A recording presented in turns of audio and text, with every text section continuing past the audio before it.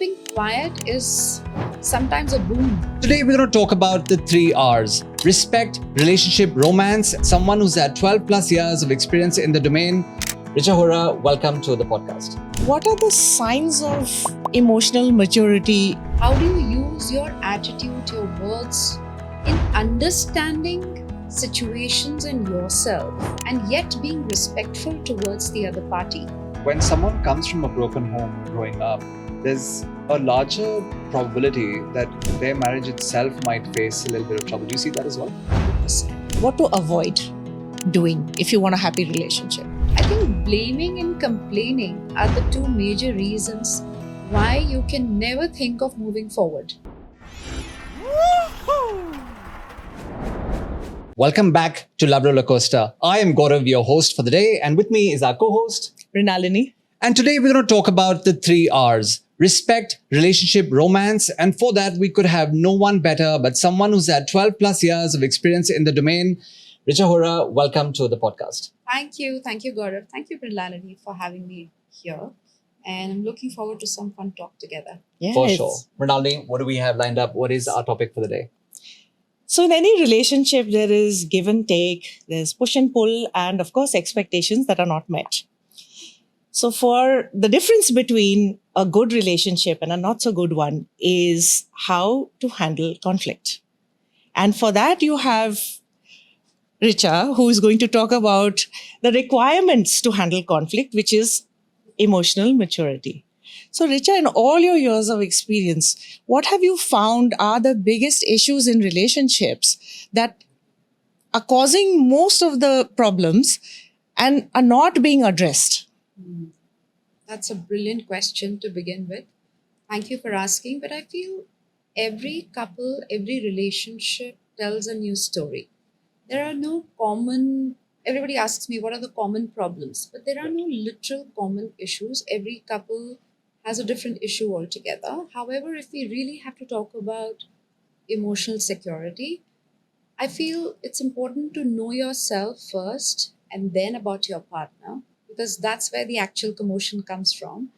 I always say that, husband, wife are on the circle periphery. Everybody else forms the next circle. So it's futile to, blame in-laws, people, society, children, finances. But it's important to see what is wrong between the 2 of us. Yeah. And then it can be plethora of issues, of course. Then there are ego hassles, there is misunderstanding, lack of communication, your background, your past experiences. Then the whole plethora opens up. So if you ask me that what is the main problem or what are the few issues, I would say that every couple has a different story to share. Okay. So, let's talk about certain issues that people have, certain things that they go through. Okay, so a lot of times, when you're talking about emotional maturity, you are talking about an ability to handle your own emotions, right? Correct. Emotional maturity is all about handling your own emotions, your own feelings, and how do you tackle your own emotions, keeping the other person's respect in mind and not being unempathetic towards them. This is very important. How do you regulate your own emotions? That's what it means, literally. Yeah. So when you talk about conflict management, right? So when suppose I have a problem with Gaurav. Now we don't have that many problems. But I'm giving a scenario which a lot of people are going through, and it's something that we could have gone through, but thanks to very good guidance from my mother, I didn't slip into that road.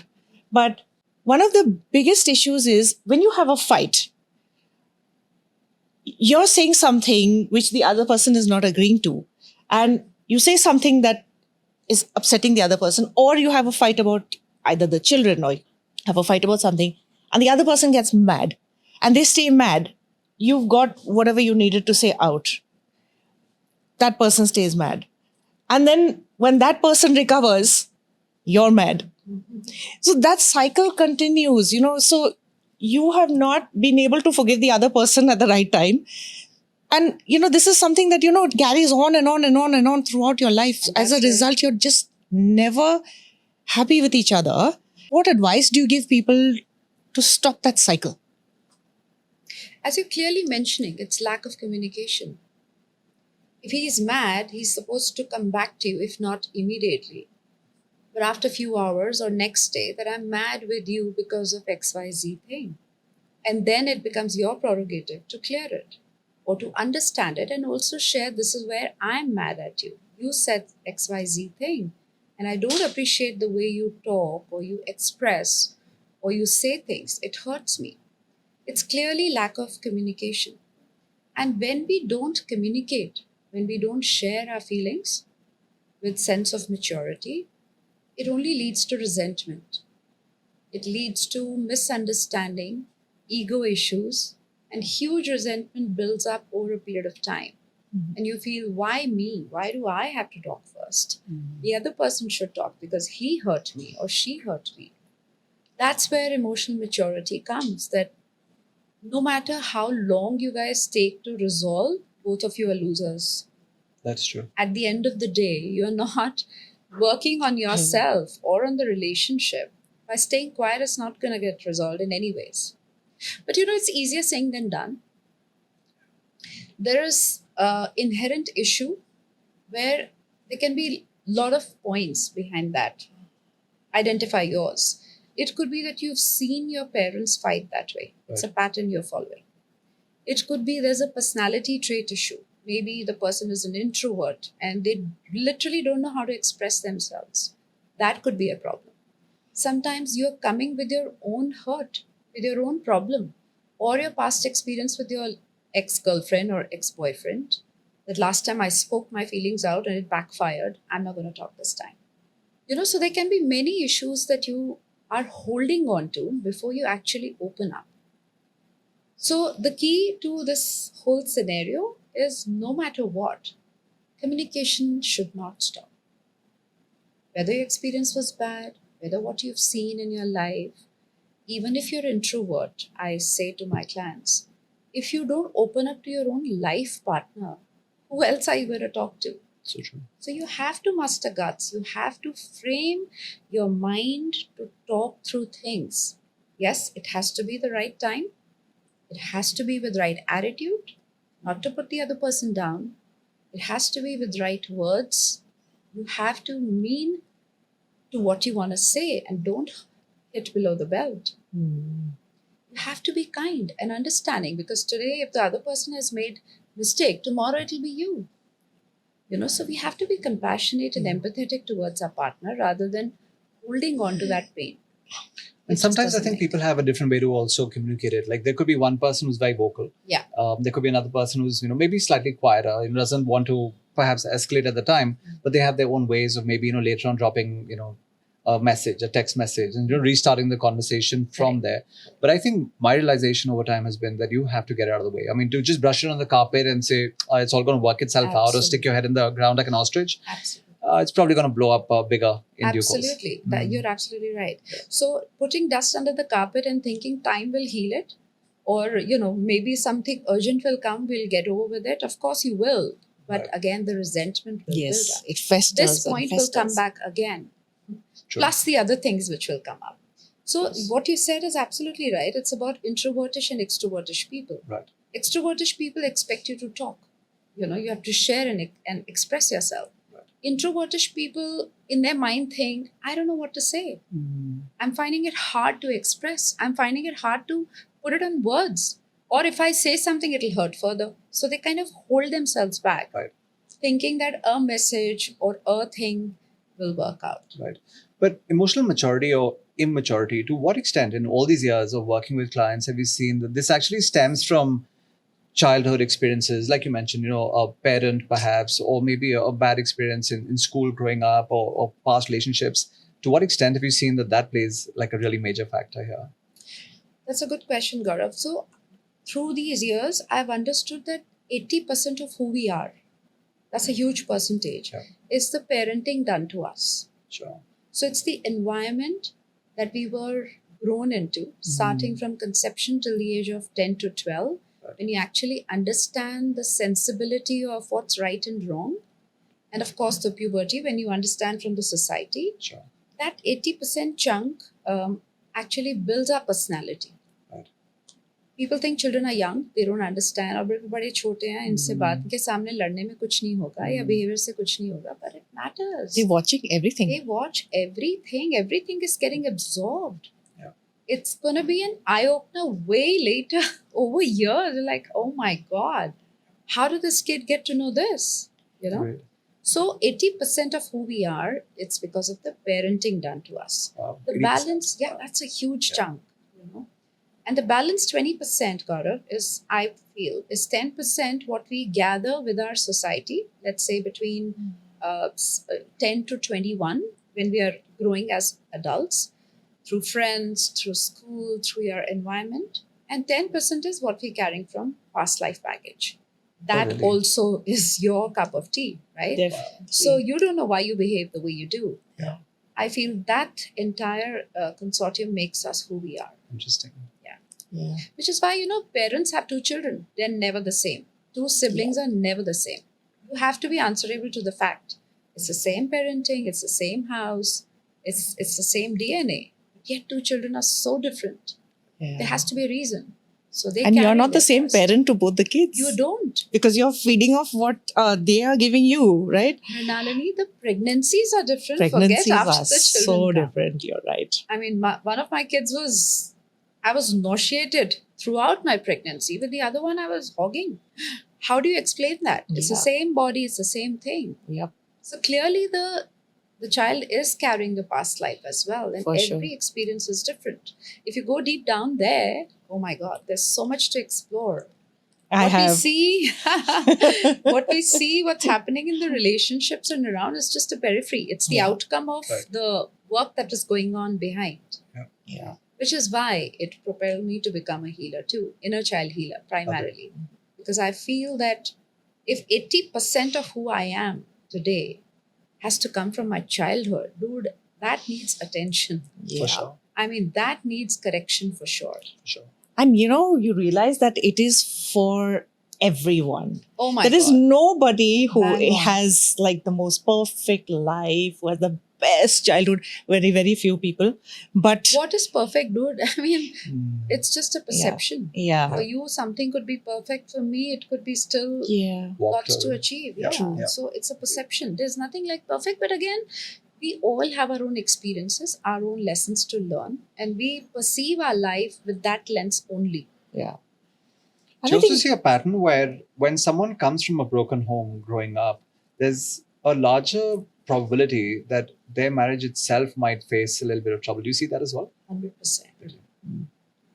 My first question when I sit with clients is to know their childhood. Where are they coming from?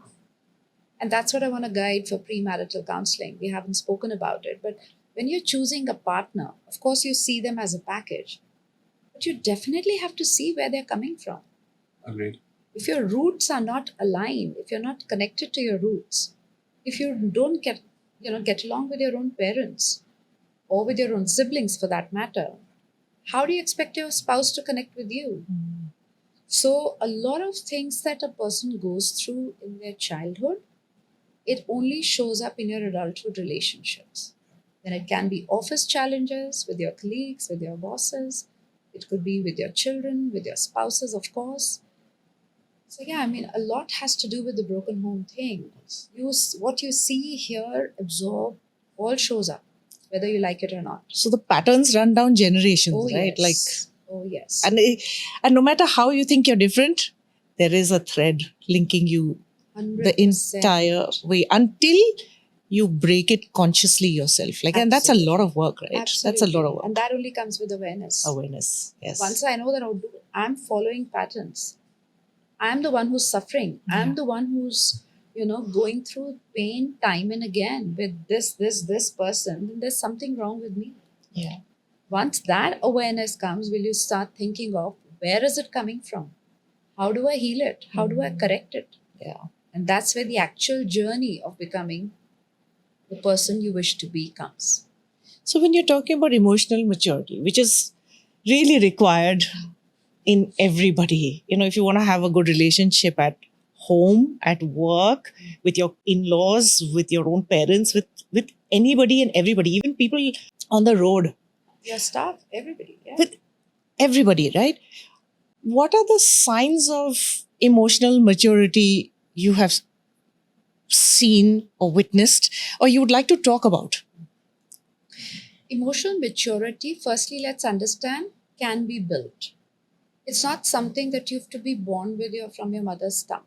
We all have to build it up, like confidence, like understanding, communication, even emotional maturity can be built up. But like we discussed earlier, that it's all about understanding your own emotions, your own feelings, and how do you regulate your emotions? How do you learn to have your own boundaries? How do you use your attitude, your words in understanding situations and yourself, and yet being respectful towards the other party? Then, like we said, the other party can be anything and everyone. That's where the work comes from. So, being understanding of the situation and not using words or things the way people expect you to, the way they trigger you, that's emotional maturity. To be able to handle your own emotions, to not react rather than respond. Reactions are always bad. Responding is when you think and then you put your words out, or you think and before you say anything. That's emotional maturity. Taking charge of the situation, understanding that I'm fuming right now and the other person is also letting it loose. Am I mature enough to let the situation be right now? I'm mature enough to keep quiet, Yeah, like not for that say anything. moment. Yeah. People feel being quiet is sign of weakness. Yeah. Or having boundaries means I want to cut off myself from the rest of the world. It isn't. It is emotional maturity. To be able to say no at the right time, to be able to walk away from a situation when it's hurting you, to be able to stand up for things that doesn't work for you. So boundaries are very important, and keeping quiet is sometimes a boon. You have to It be is. quiet to just gather your thoughts, to handle the situation maturely, and let the other person also think what they've said, rather than always reacting. Basically, being in your own senses and learning to become better version of yourself with time, with experiences. That's emotional maturity. So, how not to let a situation escalate further, even though you feel that you're in the right? Yes, absolutely. Just still keep quiet. So, that's the thing, right? People say, do you want to save the relationship or do you want to be right? Yes, No? absolutely. I think that is something that really stuck with me. And at one point, I was always like, I need to have the last word. And that stopped. I have to see whether the person is ready to hear what I want to say. Yeah. It's not all about me. Yeah. Even though I might be 100% right, using the right words with the right attitude. They're not getting it. Yeah.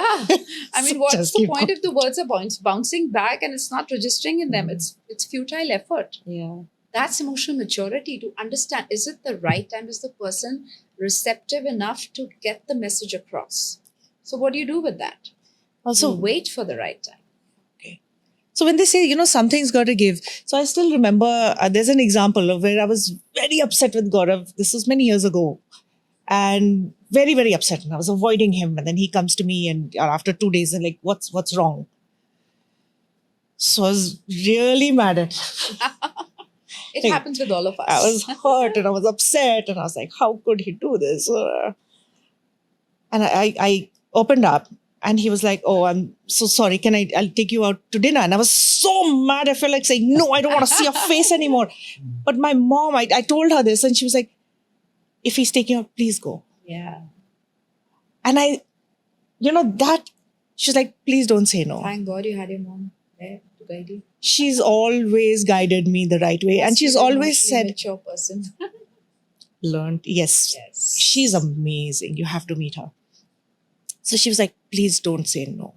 If he's trying to make amends, if he's trying, just don't say no. And I was like, okay, put my ego aside. We had we had that talk, whatever.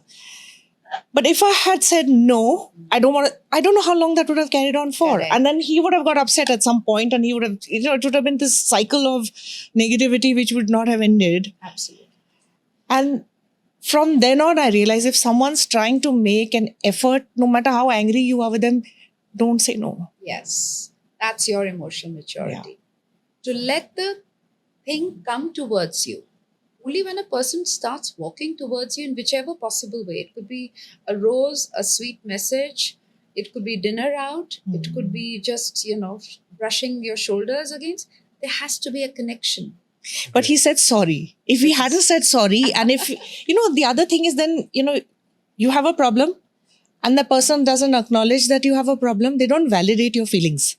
Now, I found that is now the biggest problem in people's relationships, right? Where I'm telling you that I have an issue with you, and you're like, but why do you have this issue? It's not like I didn't do anything. And then you turn it around and say, but I feel so bad that you think of me like this. Yeah. And then you get defensive.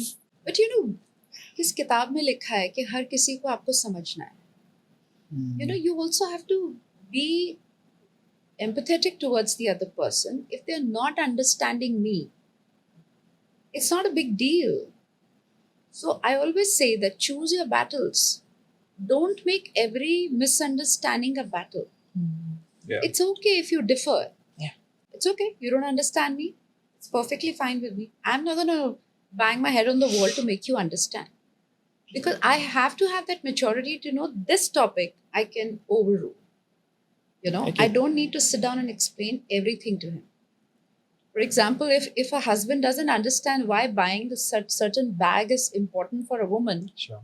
which is a big problem nowadays, and you can say, you promised me, you told me, and blah, blah, blah, you don't understand, this feels cheating, you're not buying me.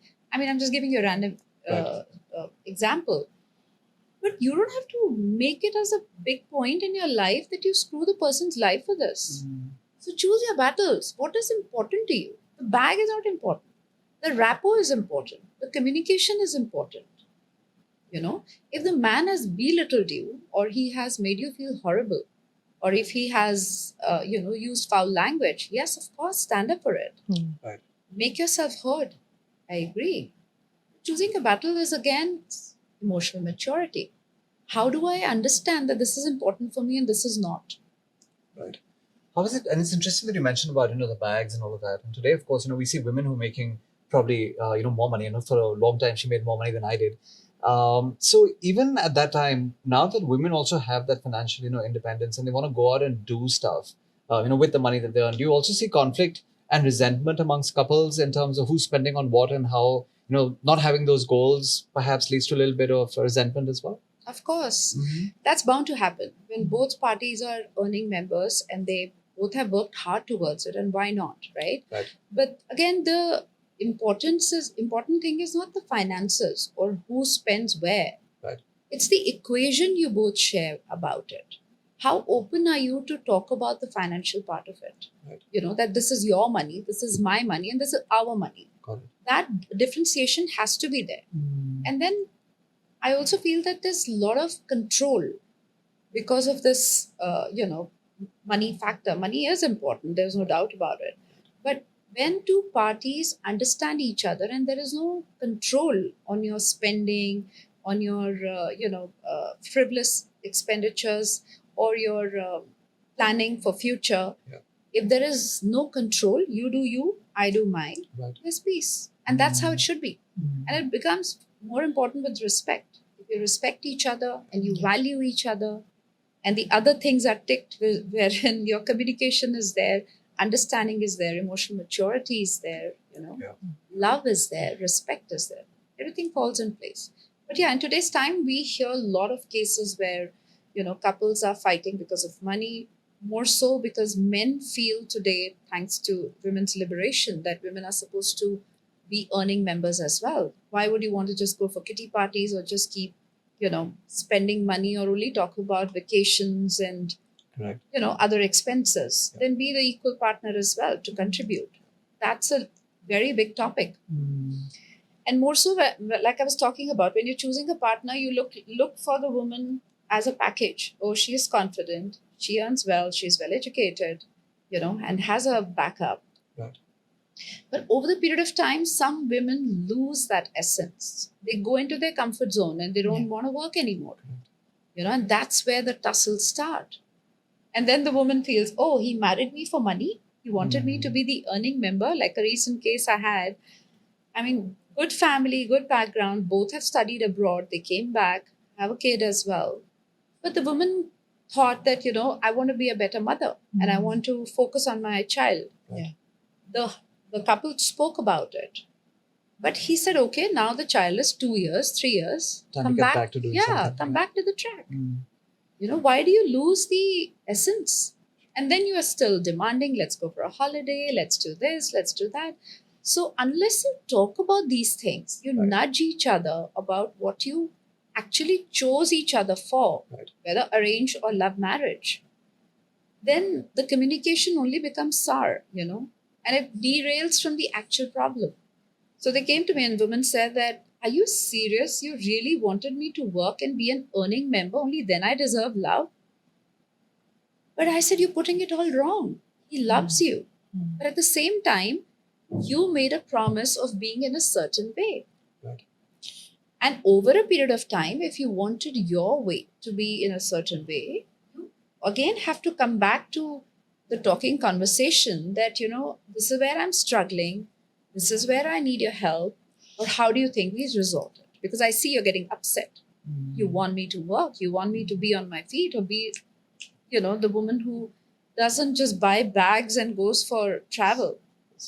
So we had a very healthy talk about it. And I made the woman understand that it's not about him cursing you or finding faults in you or trying to show you down that you have to be the earning member. Right. But his cry is that be constructive, whatever you want to do. Yeah.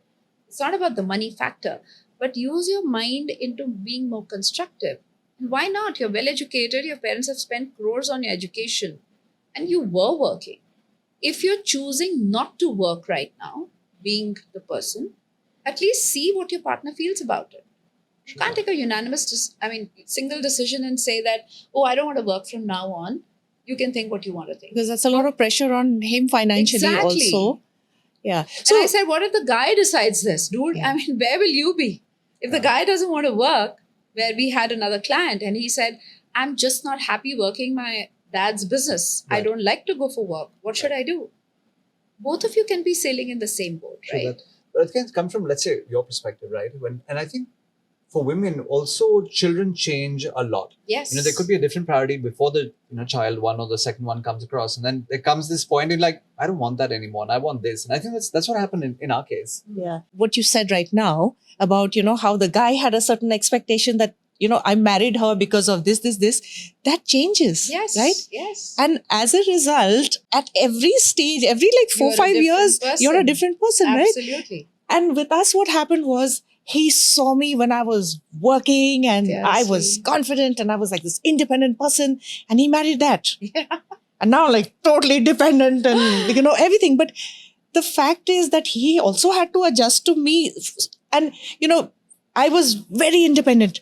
Then I had the kid. And then I realized everything changed in me. Yeah. It's bound to. I didn't know, Every I didn't woman want to goes through that. work where I was. I didn't have that support system at home also other than household staff. Correct. My parents don't live in the same city. I was like, did I have a child to have him raised by staff? Yeah. And then I was miserable at home. I was miserable in office because office stress and all that was, it was getting downloaded at home and I couldn't handle it and I left.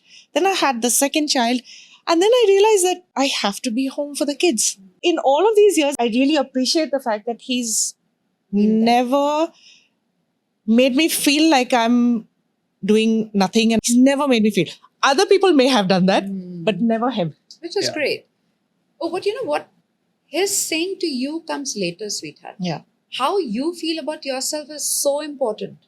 Many women stop working and they go in their comfort zone, yet deep inside they miss the woman they were. So the irritation, the unhappiness, the will to do something clearly shows in the household. So you have to sit down with yourself to think when we say that a woman has a comeback, whether it's acting, banking, any sphere you take, it's all about you. How do you handle yourself? Then what you are, Mrinalini, if you're a happy person, you will exude happiness to him. So if you're unhappy, if you're struggling from within, then children will suffer, staff will suffer. It'll be rubbed onto him as well, and of course to the extended. Initially, I think it did happen, right? Like initially, when I was very happy, I quit because then all that Yeah. stress went. Yeah. I could focus on the kids and everything. But it was difficult for me to handle the loss of my financial independence. Because here I was paying for everything. I was like, I didn't ask him for anything. Yeah. So I would pay the kids' school fee, this quarter fee I paid. Now I quit. It hurts, And right? now I'm like, I have to ask him for every penny. Yeah. Because I took all my savings and dumped it and paid off my home loan. I literally was down to almost zero. Oh. Because I paid off my home loan and then I quit because I said I don't want to put that pressure on him because he was also struggling at that time. But nobody forced you. You did it out of will, right? I did it out of will. Yeah. So there's no question of repenting. No, when the decision was made and she's like, I was want to quit. And I'm very like, "Sure." happy. And she's Yeah. like, are you sure? Because, of course, like, so we weren't doing Yeah. the best of the time and, Yeah. perhaps it was needed. But I'm like, we'll figure it out. And, Yeah. fast forward now, well, it's been 17 years. Yeah. I think the benefits have been that we have like two amazing children. Everyone who sees them, just sees how, well, they've been brought up with the values and everything that course. they have. Of course, that, credit goes completely to her. I would say to both of you. So, yeah, well, more to her. But yeah, I think that itself is a big win. Great. I think it's been a great teamwork then. No, but then again, it also required like my emotional maturity came when I started working on myself in 2016. That is why all that happened to you, sweetheart. That you had to bring I had focus to. onto yourself. Yeah. Which is great. And thanks to your mother, it's the DNA that you're carrying Yes. from her, which actually made you who you are today. To look within, to follow Louise, to again look into your passion, to follow what you want to do now. It's coming all from there. My mom is everything. Seriously, I mean, she's one of the wisest people. She's the person who's not allowed to work when she wanted to because my grandfather said, no, you will not work.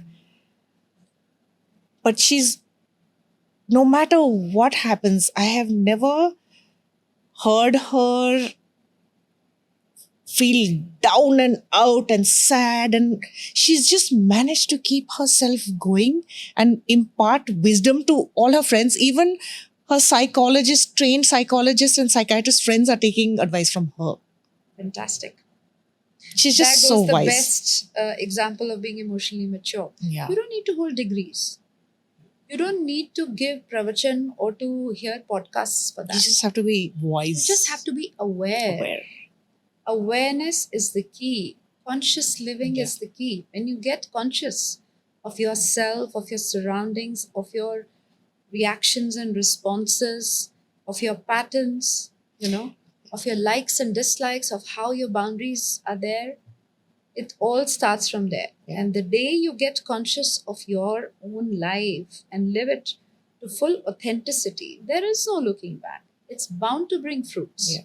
And it's amazing because you're right. It does come from the parents because she got her wisdom from her father. See? Her father would sit and give her, like he would sit and talk to her and say, oh, this is not good. That's not good. Never do this. Never do that. Never hurt anybody. Gave her so much life advice, which she then imparted to us. Apple doesn't fall far from trees. So You as a are. result, actually, it's that way. It's so important to be the right parent for your children because Absolutely. that's what they're going to mirror, right? You said that right. Now you know why I say that, everybody needs inner child healing, because the womb, when it's formed, actually the process begins, that the soul chooses their mother, right, to take birth. So the process of thinking about conception, it begins from there. It's that integrate. Yeah. So you have to be a good parent. Again, there is no rules, there is no rule book. But for me to be a good parent, I need to be conscious about myself first. Who am I and what am I going to imbibe my children with? Yeah. What am I transferring? So that conscious, which is where such beautiful programs today in our society, like Garbh Sanskar is coming up. People who are aware of how do they make sure that their womb is healed to have the conception. And once I have the conception, how beautifully can I shape the womb inside me. So there's a whole lot of program, by the way. And I have done that program of doing the Garb Sanskar. But before that, it also starts with the person you've chosen to marry. And then only you'll be pregnant. Choosing someone as a life partner, again, is a huge task, which is where premarital counseling comes. After 21, you have to be your own person. I mean, whatever's happened to you in your childhood, if you don't find a way to overcome that, if it's been a hard childhood, if you've gone through rejection and abuse and whatever, you have to find a way to get out of that. And as a result, how do you get out of that? You get help. Yes. Right? Reach out to the experts, because we are trained to guide you, support you, be non-judgmental, give you a safe space to open up and share, and yet give you a personal, roadmap for your life with proper guidance, hand holding, and we are there to support you at every juncture you feel, lost or you cannot find a way forward.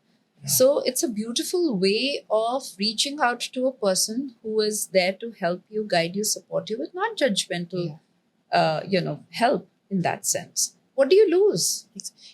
I mean, you lose everything if you don't do this, right? Exactly. Because, I mean, the rest of your life, you're trauma dumping on your partner. You have expectations which you're not. And if you're unhappy, how can you make someone else happy? Absolutely. How is that possible? Right? So at the age of 21, even I feel, by 21, I would say even before, if it's possible, that people should reach out to the right counselors and coaches who are there to help you to chart your own life, help you to connect with your own weaknesses and work on them while you start looking for your partner. Because I should be, would you कहते हैं ना 50-50 होता है life partnership, you complete me, this is all Bollywood jargon that has come from movies. There's nothing of that sort. You have to be a complete person, of course, in work in progress, before you touch somebody else's life. First, you have to be 100% yourself. I can't be a crippled, broken, traumatized, triggered human being, and I'm looking for somebody to help me, support me, guide me. Like, I had a client who was 32 years of age, a woman, and she says, I have gone through a lot in my childhood. Fair enough. I'm glad that you're aware of it. And I was traumatized. My parents did XYZ, and I felt sorry for her, and we suggested that you should do inner child healing. But her constant cry was, I don't want to get married to a man who has had a troubled childhood as well. Why would you do that? Everybody has gone through their own shares of ups and downs. No, I want somebody to be mature enough to handle me, handle my problems, support me, validate me. But you have people who've gone through immense struggles in their childhood who are amazing people also. Exactly, because they keep working on themselves. Yeah. So you can't just say that, because you've had a tough childhood, you're going to be useless as a human being. It's because they don't love themselves. No? Yeah. That's where Louis Hay comes. Yeah. You don't accept yourself. You don't love yourself. You're always constantly checking on yourself. You judge yourself.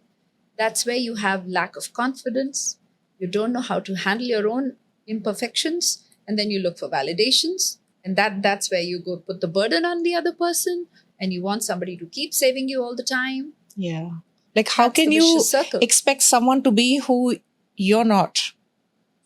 Are you also saying that, and this is saying, and we say it a lot, that sometimes you'll be young and stupid, to get married. And as you get older, the expectations and the benchmark that you have from each other is also sometimes unreasonable. And that also leads to a bit of strife and stress. Are you seeing that in your practice as well? I'm glad you asked that. That's true, because the reason why I choose a partner, if it is because there is a social pressure, my parents are after my life, or everybody around me is getting married, wrong reason. Right. If I feel that I am of age that I should get married, or I need help, wrong reason. Yeah. If I know that, my eggs are drying up and I'm running against time, things are not going to work out for us, wrong reason. If I only live on Mills and Boons and Bollywood, and I only want that rosy picture, wrong reason. If I want to get married because everybody else around me is happy and they are producing babies now, wrong reason. Yeah. You have to find your own reasoning to get married. But once you feel that I'm ready, fair enough, that I'm of good age, and I am confident, and I am well read and educated. I have the ways and means to earn my own self. I mean, have my own life skills that I can Right. manage myself, and I'm ready and prepared. I might not be the perfect person, Right. I have my follies, but I'm ready to work on themselves while I have a life partner who will be working on themselves as Agreed. well. I'm open to the idea. But then when you're open to the idea, what do you look into the person? You have to see the upbringing, which I said from day one. You have to see if your values match or not. Your belief systems and values play a huge role, So right? true. A similar community also helps. Like we have various backgrounds. Sometimes you're not from the same community. It kind of complicates issues further. If that matters to you, you should. Education matters, but not to the extent that it can make or break your relationship. So basically, if I'm able to understand the person, how they make me feel before marriage, Right. do we connect somewhere, if not all the places? Have your non-negotiables ready, and if out of those, let's say 4 or 5 non-negotiables, 3 you can manage and they are being met, Right. the other 2 you should be flexible enough to let go It'll always or be a work work on in it. progress. Yeah, right? or work on Yeah. it. You both have to work towards it. It's two to a tango. It's never only about you or about the other person. And then, of course, seek help where there's confusion, there is no clarity. You even don't know the non-negotiable that I have is good for me. Yeah. Like I had a lady who was stinkingly rich, belongs to a wonderful background, the only child of her parents. So you can imagine how beautifully she would be pampered. Is also looking for only stinkingly rich guy. Rightly so, because of the standard. But dude, I mean, if that is your first parameter, Correct. You're already looking at the wrong Not reason. the right- Yeah. Yeah. Yeah. you only look for things that you want to look up to explore life and Yeah. to move on and to grow together. You already have that. Fairy tales, the ones that, they got married and lived happily ever after. I think that line has It's ruined the world. absolutely Literally. absolutely. That lived happily. There is no happily after. There We are is all constantly evolving. 5 years constant down the line, you adjustment, will have constant another adjustment. agendas to handle between the two of you. Right. There'll be another set of challenges. Sure. And out of experience, I'm telling you, we all are work in progress. There is no happily after. Yeah. Having said that, marriages have to be created beautifully. Nothing comes served in a platter. You got to want to make the other person happy. And one thing maybe I'm an idealist or a romantic, or both of us are solution Oriented. finders. Like we're very solution oriented. And it's like, if there's a problem, find a solution. Don't harp on the sit over problem. it, yeah. Figure out what to do about it, So right? this is where you connect. Yeah. This is your connection. Yeah. And when you understand each other in that sense, you start respecting each other. Yeah. You start valuing them in your life. You know that if I lack somewhere, he'll be there. Or where she lacks, I'll be there. That's your connection. True. Yeah. So you will have common connections where you'll find places where you want to stick with the other person. Yeah. Which is why I don't understand why people can spend their entire married lives being unhappy but not do anything about it. Like, why? If you're going to spend the rest of your life with someone, you know that this is a lifetime thing. Why would you not try to make each other happy? Like, Also the sunk why would cost you not do fallacy, it? Right? So there's the thing that I've invested so much time in this. How can I walk away? So I think that's No. probably you see a lot of, maybe a little less now, but But you've invested your time a doing what? generation ago, to walk out of a marriage was taboo and But all of even that as then, well, right? if you're in a marriage, why would you not do your best to make each Sure. other happy? Of course. I'm not. It can't be a one-sided thing. Both have to try. But That's where the awareness comes from. Mm. I mean, if I have seen broken marriages in the past or in my own life, if I've seen my parents cribbing, fighting, not being happy with each other, it's the same scenario with me. So over generation, either even I will come to it and keep quiet about it, or I'll fight it out because I can't take it anymore. I've been seeing this, So we see adult divorces as well, where empty nesters are divorcing each other Yeah. left, right, center, because Yes. they feel that I'm done with my responsibility. I still don't have the say in this life. And the man is on his own trip. The woman has her own grievances. you just can't handle it anymore. You're done with your responsibility. Time to walk away. Do you Move think on. COVID was also Oh, a tipping yeah. point on this one? I think I'm happy to share that my business boomed during COVID. There were so many heartbreaks. It Yeah. was sad to see the way people were fighting just because the men and the women were under one roof and they had so much to deal with. Right. Living Yeah, together, yeah. children, in-laws, financial issues, health-related issues. It was a turmoil altogether, and we all have gone through a lot. But what maximum impacted was relationships.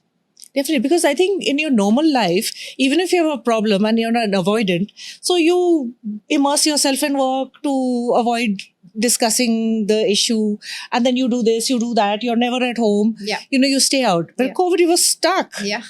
And then you had to face the hard questions, you had to face the hard realities. Yeah. And then what do you do?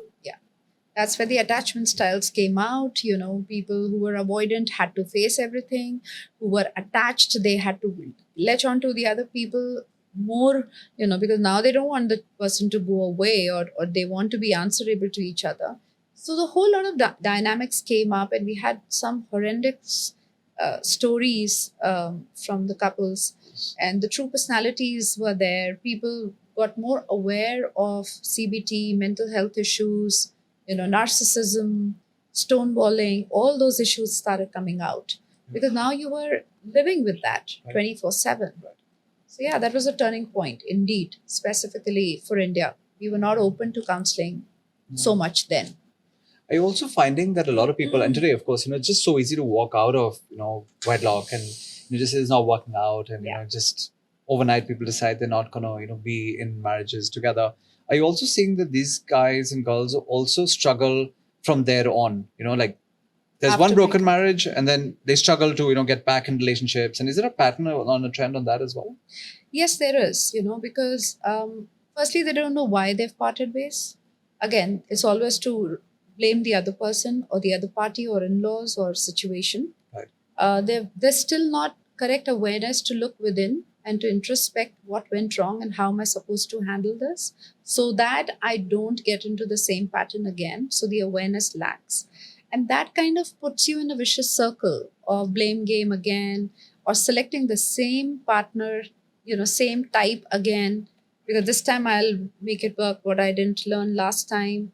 Or you start going absolutely opposite. Oh, this didn't work last time. Let me look absolutely opposite, which can be disastrous again. Right. So yeah, the patterns keep repeating, and some people come to the hurt so much that they take a vow they will never get married again, whereas they shouldn't have, because it's a learning curve. Marriage, like I say, it's not the end of your life; it's a part of your life. So There's true. more to you So true. than just marriage.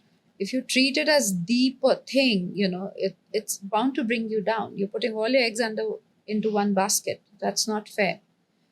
I even had children who, I'm calling them children, but they were young adults who came for premarital to understand why am I not ready for marriage? Why am I commitment phobic? Everybody's getting married, and my mother has sent me to you because I think I'm not prepared for it. So there was a pattern being followed, Right. because that's what they had seen in their families. And they had seen so much of negativity in their life that they thought that getting married is the biggest mistake that a person makes. They had physical fights. My parents had physical fights, abusive marriage, toxicity in the house. So all these have an impact on your psyche, and that's where you take wrong decisions based on other people's experiences on Right. yourself. Right.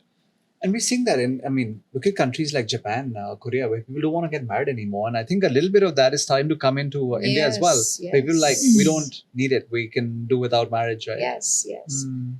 Like I said, Gaurav, earlier as well, marriage is not a must. I don't advocate you should get married. But I do advocate as a counselor that when you do, firstly choose the right person, Right. and then second is stick to it, work through it, and treat it as sacred. And make sure that you find your peace together because it is a beautiful relationship at the end of the day. It makes your life so much better, happier, fulfilling. Agreed. Only one person has gone through it would know about it. It's a sacred relationship. Then stick to it. Don't just walk out of it because of certain challenges, and don't treat it as any other thing. That I quit it. Quitting is easy, but to work on it it's makes you or breaks you. Agreed. So I strongly stand by this institution. But again, it's not a must today. Yeah. Yeah, I do agree because I just feel that it's so much, it's a lot of work, and every single day it's work. But if you feel that, I want to make this work, it doesn't have to be so hard, right? Yeah. It actually, it's marriage. Like when they say marriage is hard, it doesn't have to be. It doesn't If have two to. people are committed to each other, if you really want the best for each other, it can be the most fulfilling and most amazing thing in your life. Correct. And But it's an everyday job. it's an everyday job, but it doesn't have to be hard. Yeah. Again, it depends on you, right? Yeah, I mean, it depends if on you say you. today I don't want to be married, it's like you sowed a seed, you've shown it sunlight, you've given water, manure, and that's all the love that you've taken care of. Of course, the seed is growing into a shrub and then into a plant and then of course hopefully into a tree. It still needs all of that to keep growing. You have It to is keep. an everyday job. It doesn't come served in a platter. You can't say, oh, I'm happily married for the past 20 years, अब बाकी 10 साल तो ऐसे ही गुजर जाएंगे. नहीं No. गुजरेंगे. You still have to keep working on it. As a counselor, I have to keep working on my marriage as well. I mean, do counselors don't fight? Of course we fight. We have disagreements. Do doctors don't fall sick? Of course they do.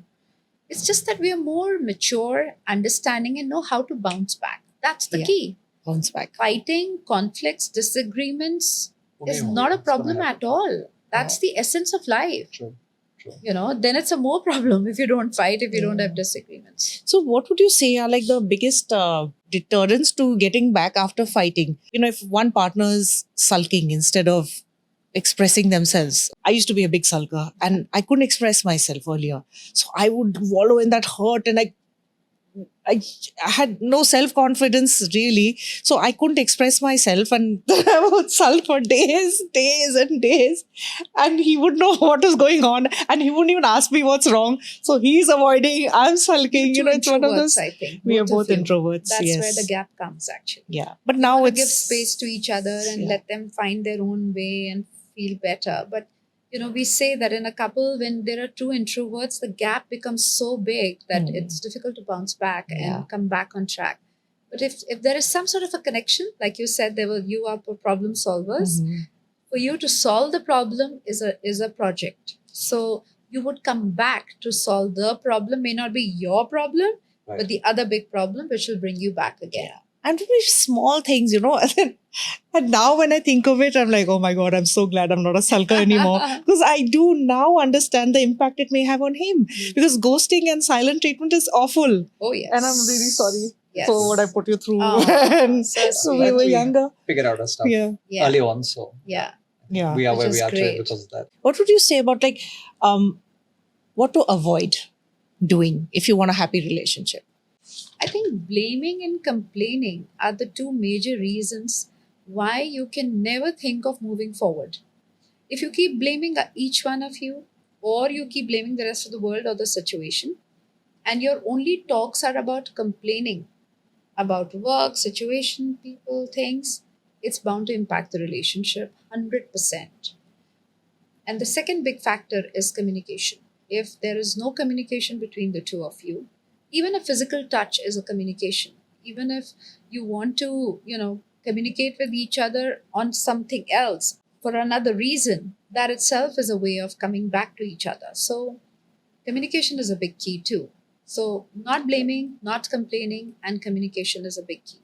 And trust factor, you need to have that trust in each other, in yourself, that I'll be able to, find a way forward, or I trust that we will be able to work on this together, and, not cheating for any reason.